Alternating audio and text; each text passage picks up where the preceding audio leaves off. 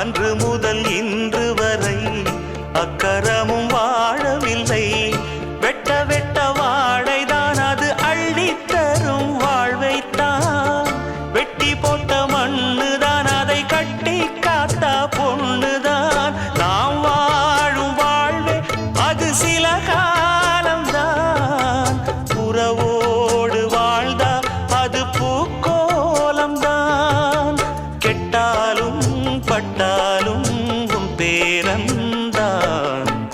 என்னடி ஞான பெண்ணே, உண்மை சொல்லடி ஞான பெண்ணே. நடந்தால் 2 அடி, இருந்தால் 4 அடி. நடந்தால் 2 அடி, இருந்தால் 4 அடி. படுத்தால் 6 அடி போதும்.